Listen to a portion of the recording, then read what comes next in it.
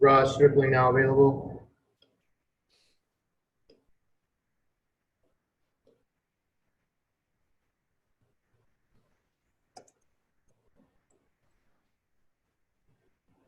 First question from Tim Neverett. Go ahead, Tim. Hey, Ross. Today, 4 innings, a few more breaking balls, changeups. Where do you think that the game went for you today and only being able to go 4 innings? Yeah, good question. You know, they were definitely able to put the ball in play, get some hits there. I thought it was a step forward from my last 2 outings. I'm still taking kind of way too much damage on fastballs. I feel like I have no room for error on fastballs right now. Both homers were fastballs today. But encouraged that I got more balls put on the ground today. You know, historically over the last 4 seasons, I've been much more ground balls to air outs. And then this year it's been way more air outs, obviously leading to more home runs. So I thought it was a step in the right direction. Obviously not very efficient, not even able to get into the 5th inning. But, you know, at least from the last 2 outings, I thought it was, like I said, at least moving forward, doing things better. Well, I know when we talked to you about your changeup back at Camelback Ranch in the spring, you were excited to use it. After this point of the season, you've had an opportunity to roll that thing out there quite a bit. Where are you with that, do you think? I like it. It's not as consistent as I want it to be, but it's definitely a weapon for me. It's something that I feel like I can throw in any count, especially when, you know, it's specifically a good day with it. I can throw it anytime, lefties and righties. I still think it has some work to be a weapon against righties, but to lefties, feel really good with it so far. I think it's come a long way and something that should be a great weapon for me moving forward. When we talk about the fastball, is it more of a location issue? Is that something that you're thinking about at this time? I think it's a lot of location, yeah. The ones, so like the Story and the McMahon homers today are similar to the home runs that I gave up last week. Like they're in or they're away, but they're midline. You know, they're neither up or down. And I feel like I'm good enough with my fastball location that I should be able to go to each quadrant, up, down, in and out. And these have all been kind of like belt line away or belt line in, and they're able to get enough of it, you know, get it up in the air and then get over the fence. So I think it's just a little fine tuning there to make sure that, yeah, I can go in and out to the plate, but then it has to be up and down so that I'm not getting so much damage on it. Victor did a nice job coming in behind you, earning his first big league victory. What do you think about Victor's performance today behind you? Yeah, I love it. I mean, our bullpen's been so great. I think they're the best in the league. And now you get to add guys like Victor, young guys that are getting some opportunities and taking advantage of it and look really good. And, I mean, to get your first win in the big leagues is something you'll remember forever. I hope I'm not missing the celebration in the locker room right now for them. I hope they're waiting for me. But, yeah, always really exciting to get your first win. All right, Ross, thank you very much. Thank you, Tim. Next question is from Jack Harris. Go ahead, Jack. Hey, Raj, just with these last 2 starts, I mean, when you're evaluating yourself, how much do you factor in the fact that, you know, they're day games and it looked like the ball was carrying a lot, you know, both these games this week? Yeah, you know, you think about it a little bit. Like the Trevor Story home run, I'm not going to take anything away from him. He hit 100 miles an hour. It looked like it went really high. I don't know if on a normal day that gets out. You know, I think really it's just you look at yourself and just say that they're still hitting balls hard enough that they're going over the fence, whether the wind's blowing or not. Like they're getting balls in the air and over the fence. So you got to, you know, evaluate yourself and kind of like what I said about the fastball, just make better pitches where it shouldn't even be possible for them to hit it hard enough for it to get over the fence. Should be more ground balls, which my off speed excel at getting ground balls. So being really careful with the fastball to not give up damage and then getting guys out with my off speed. With you know, with the celebration of Kobe today, when he died, I mean, what was it like for you guys when it's the off season and you're all spread out across the country? Like, how much did you guys talk about that as a team or just individually among yourselves before today? Well, believe it or not, Jack, we were here. That was Fan Fest, and that was the day of Justin Turner's golf event. So I think Justin almost thought about canceling the golf event, and then, you know, felt like Kobe would have wanted him to keep it and in his name and to be remembered for him. And we talked about it a lot and just how emotional it was, and a guy that almost seemed, you know, too big to die, if that's a way to put it. Like such a legend and figure in LA, an emotional day. And for us to actually all be here for Fan Fest at that time made it even more emotional. And yeah, I mean, to go out there now and get a good win, seal a series sweep on Kobe Bryant Day, I mean, that's pretty special. Thanks, Ross. Thanks, guys. Or am I done? You're good.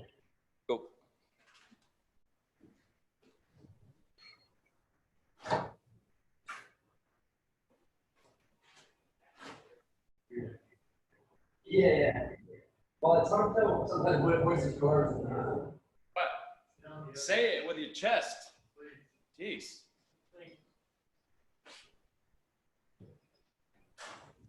Kiké Hernandez now available. First question from Tim Neverett. Go ahead, Tim.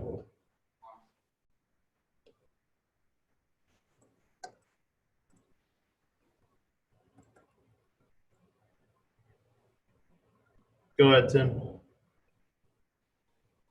Tim, I think you're muted. Kiké, congratulations on a great game today. What are the conditions today? Pretty hitterish, weren't they? Huh? Hitterish conditions. Hot and the wind blowing out. Was that a question? Yeah. The wind blowing out? Yeah. No. You didn't hear the first part. Sorry.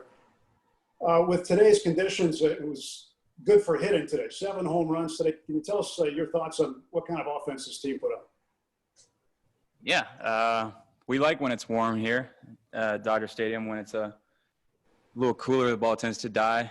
And last 4 games or so at home has been pretty warm. So we've enjoyed that. And we did a pretty good job of the plate today throughout 1 through 9. And that's why we were able to put the results that we had. Well, when you look at this team, 6 through 9 has more production than any other team in Major League Baseball. What do you attribute that to? Again, a 1 through 9 very deep lineup, but what do you attribute the bottom of the order doing the kind of damage that they do? I don't know. I mean, it's a really deep lineup, 1 through 9, like you said, and I think 1 through 5 is. I don't think there's a better 1 through 5 in all of baseball. So when you got to grind through that 1 through 5, and maybe you tend to forget about the guys in the bottom of the order, but I can't really tell you what the secret to the recipe is, but we're just trying to put good ABs 1 through 9 and keep on passing the baton. And today the baton happened to be the homer baton, so that's all I got. You know, I think since the last 27 games, the Rockies have only won 4 of those. What is it about this opponent? Why do you think you have Colorado's number? I don't know. Familiarity, I guess. It's a little not necessarily easier, but when you're familiar with an opponent and you're seeing those pitchers over and over, I think you tend to get a little bit more comfortable, I guess, because you know what their pitches tend to do. And but I don't know, man. We're just trying to play good baseball, especially in our division. We're trying to run away with a division that's step number 1 to the main goal. And so far we're just trying to win series. We're trying to win series, and we're almost halfway there, believe it or not. And we're playing pretty good baseball right now. Next question from JP Hornstruck. Go ahead, JP. Hey, Kiké, Senzatella is one of the guys you've tended to hit better in your career. Do you just see the ball coming out of his hand better than most guys? I had 3 at-bats before today against him. So. Couple knocks in those 3 at-bats too, though, plus the homer today. That's all. Oh, thank you. I mean, yeah, I don't think there's enough history there to say that he's one of the best hitters that I hit or pitchers. But okay. I appreciate the confidence there, JP. Speaking of confidence, Mookie Betts seems to be extremely confident every time he comes to the plate. Just what have you seen from him in your brief time as teammates? I mean, he's unbelievable. He's one of those guys that, we didn't really get the opportunity to watch play too often, being in a different league. And now that you get to see him on a daily basis, you know what all the Mookie Betts hype is all about. And, I mean, I don't think there's that many players better than him in this game. And, whether he's doing it at the plate, on the bases, on the field, with his glove, with his arm, there's really not anything that he can't do. So, it's pretty special, and I'm pretty fortunate to be able to watch him on a daily basis. Thank you, Kiké. Next question from Claudia Gestro. Go ahead. Kiké, felicidades. Siguen ganando en esta temporada, pero ahora están ya barriendo inclusive algunos otros equipos. ¿Qué tipo de daño este equipo puede causar a otros en una postemporada? Eso lo veremos en la postemporada. Yo prefiero actuar en el terreno que con palabras, pero nada, todo el mundo sabía el equipo que teníamos, todo el mundo sabe el potencial que tiene este equipo en la ofensiva y en el picheo también. Así que no hay muchas cosas que este equipo no tenga. Yo entiendo que o sea, la profundidad que tenemos no nos hace falta nada en este momento y si Dios quiere pues podemos seguir jugando buena pelota porque como la temporada es tan corta pues no queremos quitarle el pie al acelerador, especialmente cuando la postemporada está a la vuelta de la esquina y si Dios quiere podemos seguir jugando buena pelota en septiembre y para mantenernos calientes en octubre. Ahora, describe las emociones del momento que estaban pasando, el video ceremonial de Kobe y Gigi en el que hoy él hubiera cumplido 48 años. Cuéntame de ese momento con tus compañeros hoy día. Pues nada, fue un día sumamente especial. Obviamente Kobe es una leyenda. El legado que él dejó atrás pues es algo que es bien difícil de explicar con palabras. Lo que él significa, no tan solo significa para esta ciudad de Los Ángeles, sino para el mundo entero. Se vio cuando pues, lamentablemente falleció, se vio el impacto que tuvo la muerte de Kobe a través del mundo entero. Y eso dejaba saber no tan solo el tipo de jugador que él era en la cancha, el tipo de atleta, pero sino también el tipo de persona que era. So, para nosotros poder formar parte de lo que pasó hoy antes del juego, pues es un honor y un privilegio poder ser parte de esta organización y poder haber hecho eso antes del juego de hoy. Muchas gracias. Thank you. Got one final question from Jack Harris. Go ahead, Jack. Kiké, I take it your celebration as you cross home plate was a nod to Kobe. Yes, sir. Kobe for 3. Did you? I was trying to read your lips. Did you just like shout out Kobe as you cross home plate? Is what it looked like. Yeah, it was a 3-run homer. Like when you shoot a 3-pointer, you just go Kobe. Yeah. So. How? I mean, have you been part of a pregame ceremony like that? I mean, what was it like? Experiencing that and getting to honor him. I mean, I think we've done quite a few.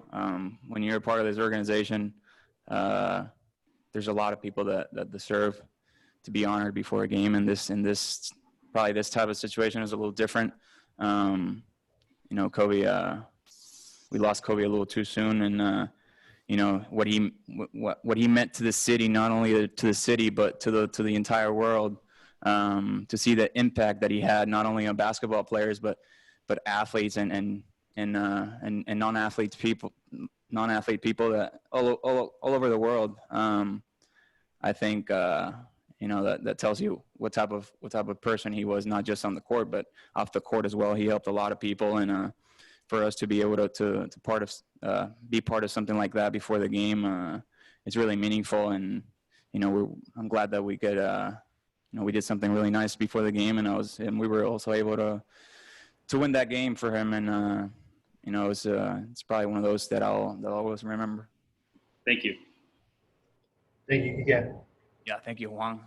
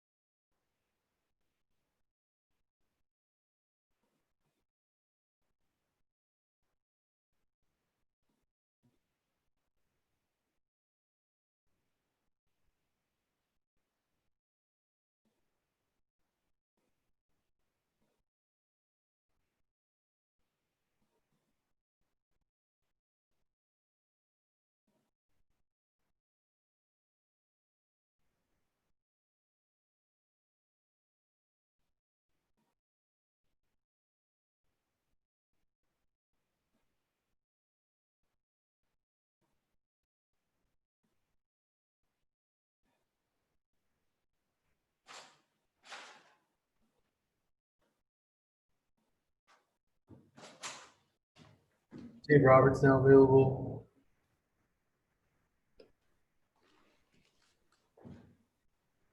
First question is from Tim Neverett. Go ahead, Tim.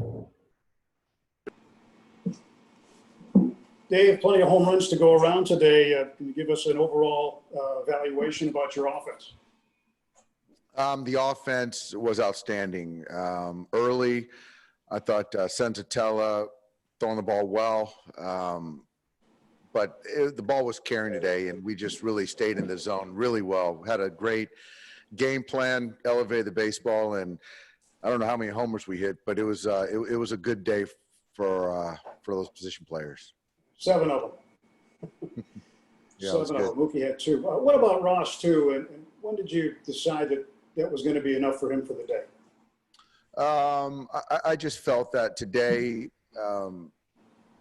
he was out there competing, trying to make pitches, right there in that spot. Third time through, we hadn't had Victor pitch in quite some time, so I really felt that was a good run for Victor. Ross was fine. I just think that there were some pitches to the big part of the plate, and he took on some damage, but still put us in a position to win the baseball game. Victor gets his first big league win. Obviously, extremely happy for Victor. I know his bullpen mates and other teammates are pretty happy for him, too. Yeah.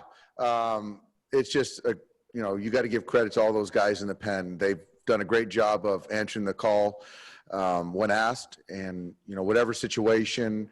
And for Victor to get that first major league win, I know that's special, and congratulations to him. But overall, the bullpen has been really consistent in executing pitches, and I can't say enough about the game planning, the preparation from Bardo and Pryor and Danny Lehman, Connor. Those guys have been fantastic. Nobody really knew what to expect going into the season, Dave, but 22-8 after the first half. Did you expect anything close to this? I didn't know what to expect. I just felt that coming out of summer camp, I felt that we were really prepared. We were really focused, and you never know how it's going to play out as far as wins and losses, but I really felt good about the players we had and our preparation leading into the season. So it's good to see we're playing some good baseball. Thanks, Dave. Thank you, Tim. Next question is from Carrie Osborne. Go ahead, Carrie. Dave, I guess it's kind of weird to say this. We're at the halfway point in the stretch run at the same time. But you have all this momentum, and even though 8 teams from the NL make the postseason, how important is it for you guys to not take your foot off the gas pedal the next 30 games? It's crucial. I don't know any other way. That's how we do it. And I think that it's not about the results. It's just about just playing as one and playing, pitching, catching the baseball, taking good at bats. And, we're going to win a lot of baseball games if we continue to do that. So I don't think anyone's thinking about the postseason. We're just kind of excited to get to that first off day in 17 days. Thanks, Dave. Next question is from Jack Harris. Go ahead, Jack. Hey, Dave, in games, these day games where the ball might carry a little more, is there any extra effort put into either putting more fly ball guys in the lineup or instructing the guys to look for pitches they can elevate, or is it the same as usual? No, not necessarily. I think that guys are definitely cognizant of that.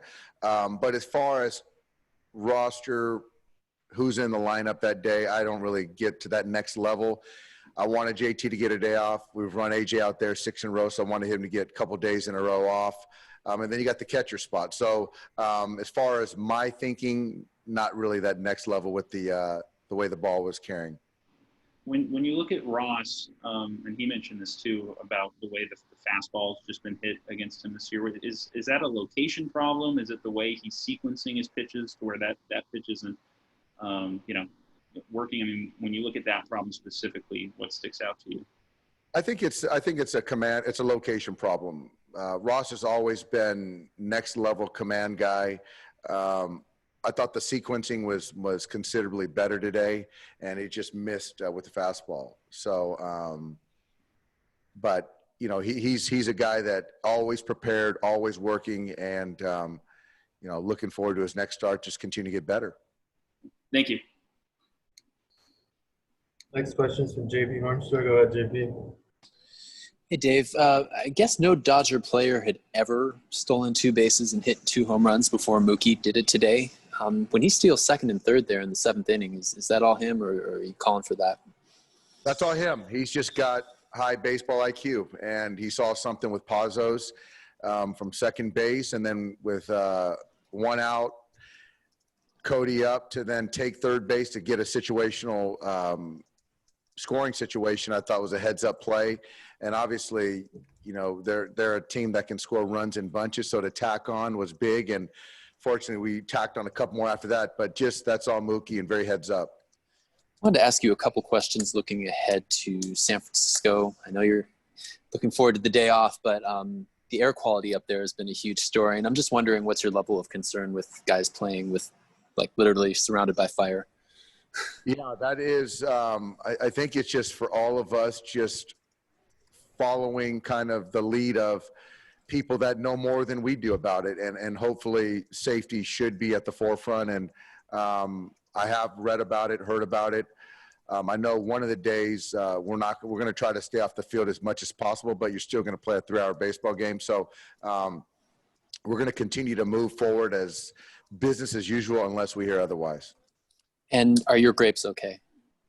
Yeah, you know what? Honestly, it's scary, and I think the Burgundies, our Pinots and Chardonnay, it might be a tough vintage with the smoke damage. So 20 is going to be tough for the wine industry. Yeah, thanks, Dave. Thank you. We got one final question from Khari Jones. Go ahead. How you doing, Dave? It's Khari. Can you speak on just sealing a series sweep on Kobe Bryant's birthday? What's that? I said, can you speak on sealing a series sweep on Kobe Bryant's birthday? Yeah, you know what? I to see the Kobe 8 jerseys and the 24s in our lockers today was special, and for us to reflect on him on his birthday. And he's a champion, one of the greatest of all time.